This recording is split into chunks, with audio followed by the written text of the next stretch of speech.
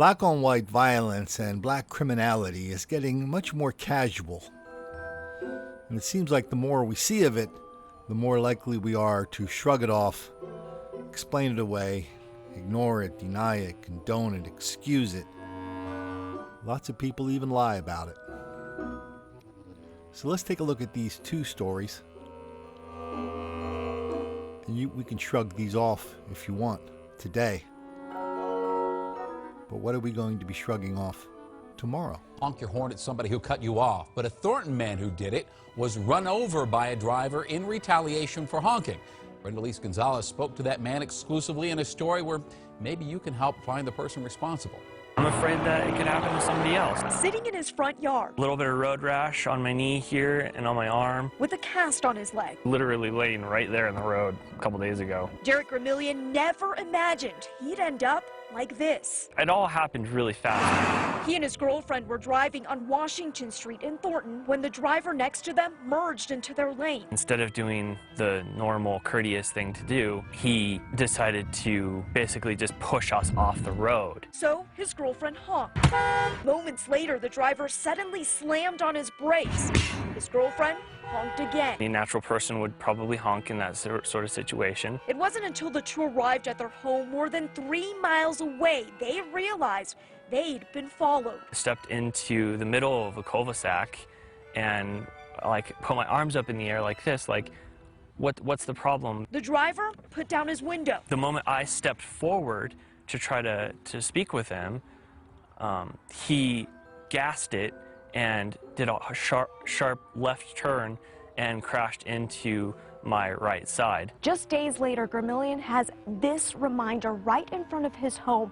Police marks were from where they found him laying on the ground right after he was hit. There were enough neighbors around that I don't think he would have done anything else. These tire marks also remain after the driver took off. I don't see how he can go throughout his life with this on his shoulders. Now, after surgery, Gramillion has a rod and 6 screws in his right leg. It could take months before he recovers. Somebody that unstable driving on the road, Brenda Lise Gonzalez. it could definitely happen very easily again. Denver 7. Gramillion describes the man who hit him, African American, partially bald, maybe 35 to 45 years old. Now, this is pretty specific. He was in a 2015 or 16 navy blue Toyota 4Runner with disabled veterans plates. Two people who claimed a police car caused a wreck and left the scene are now the ones in trouble after the cop's car video told a much different story. Channel 2's Ross Cavitz got a copy of that police video with us live in Smyrna with how investigators were quickly able to unravel their story. Well, it's a little bit unusual because, as we know these days, pretty much everything police officers do is captured on video. Here in Smyrna, they even have body cams, and in this case, the video showed the two making the accusations actually hit each other. There's been an uptick in people complaining about our behavior and different things surrounding it. The female driver who called police and paramedics out to South Cobb Drive claimed she'd been hurt in a wreck caused by a police car that had fled the scene. The police report indicates 20-year-old Alexis Sapp told officers she was hit by a police car, and within moments, her boyfriend Ernest Simon showed up, confirming it was a black Cobb County PD Crown Vic. Sapp reportedly saying she planned on suing the police officer. Smyrna police eventually learned a Cobb cop was running lights and sirens up the street at the time. We secured their in-car camera footage, and upon receiving that information, we were able to determine that what we were initially told was not true. The video shows the Cobb officer approaching the intersection and going around traffic stopped at a light. To the right is Sapp's blue Hyundai, right behind what police later found out was her boyfriend's white Toyota.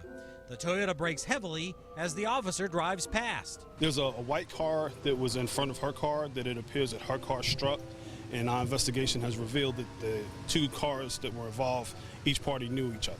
Sapp and Simon ended up charged with making a false report and sent off to jail. Smyrna police may not have even needed that video. The paint stripe on Sapp's car was white. Cobb County police cars are all black. Simon actually faced another charge of hit and run because he took his white car and went home with it, then came back to the scene later and told police that it was that black police car that hit him. At last check, both Simon and Sapp were still in the Cobb County jail. The story forgets to mention that soon after the accident, there were lots and lots of the hoaxsters family members on the scene, berating the police, threatening to sue, claiming to sue. Visions of sugar plums were dancing in their heads.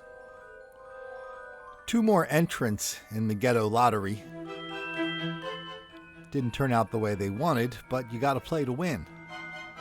Not to worry, they'll soon be back out on the street where they can play again and again and again. Only next time, maybe they'll find some reporters and public officials a little more hospitable to their bogus claims, a little more eager to wonder about who made the black kids angry.